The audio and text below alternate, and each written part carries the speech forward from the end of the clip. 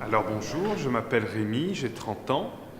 Je travaille au label Ville d'Art et d'Histoire, service de la Direction du développement culturel qui gère tous les établissements culturels de la ville de Saint-Denis. J'ai eu un certain parcours puisque j'ai eu un niveau baccalauréat littéraire, puisque je n'ai pas réussi mon baccalauréat à cause de mon autisme. Et j'ai commencé une capacité universitaire qui s'appelle le DAEU. Je l'ai fait au niveau littéraire et j'ai réussi cette capacité universitaire avec mention d'ailleurs. Ensuite, j'ai passé une licence professionnelle de médiation culturelle. Avant d'être au label Ville d'Art et d'Histoire de Saint-Denis, j'ai commencé par être bibliothécaire stagiaire à la bibliothèque départementale de Saint-Denis. Dès 2011, j'ai commencé à travailler à la médiathèque François Mitterrand de Saint-Denis, donc qui dépend de la mairie de Saint-Denis, une structure beaucoup plus grande. Je m'occupais des journaux, de réparer les journaux, de les mettre à disposition du public, journaux et revues bien sûr.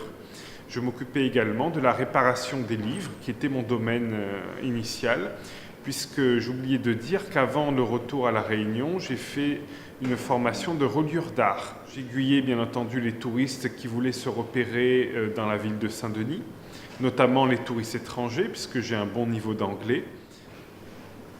Je travaille sur le fait de trouver des dates à ces différents éléments qui se trouvent en haut de cette frise. Nous avons la date de mandature des maires, en l'occurrence Raoul Ouareau de 1938 à 1941, mais il y en a d'autres depuis les gouverneurs de l'île de la Réunion, de l'île Bourbon.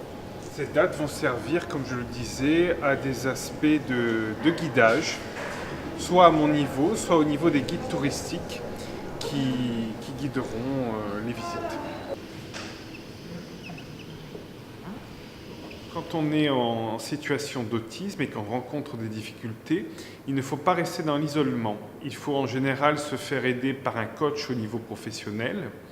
Certains autistes, bien entendu, n'ont pas été diagnostiqués et ont pu se débrouiller par eux-mêmes en prenant de grands risques, en ne connaissant pas leur autisme, mais en étant exigeants avec eux-mêmes et en développant par eux-mêmes des stratégies. Ils ont pu aller de l'avant et ils ont pu aller au bout de leurs rêves, que ce soit professionnel ou autre. Il se trouve que j'avais besoin d'ajustements au niveau des consignes. Quand il y avait des imprévus, il a fallu m'adapter, mais je l'ai fait. Cela peut se faire, bien entendu, en toute concertation avec ses responsables, en concertation avec ses collègues.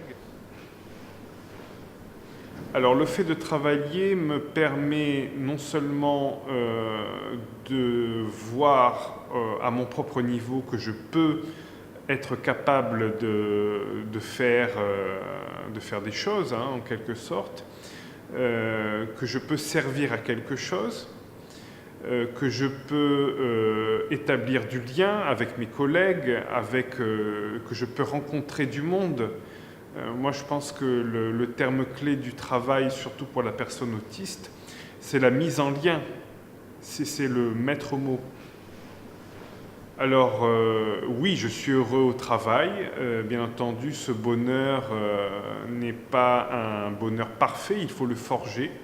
Et il ne faut pas se focaliser sur des aspects négatifs, puisque dans la vie professionnelle, notamment pour une personne autiste, il y aura des moments de questionnement, de doute, des grands moments d'émotion aussi.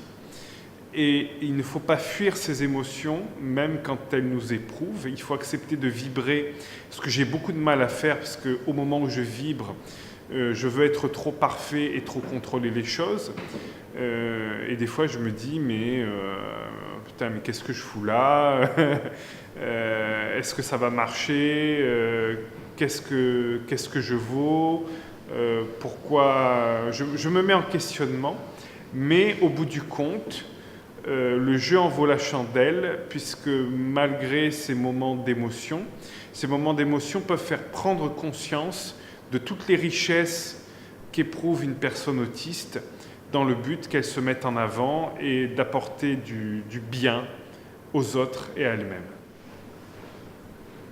Je voudrais dire aux recruteurs potentiels que l'autisme est à l'heure actuelle méconnu, mais que la situation au niveau de l'autisme en France bouge énormément, et qu'il ne faut pas se cantonner à des aspects négatifs ou restrictifs.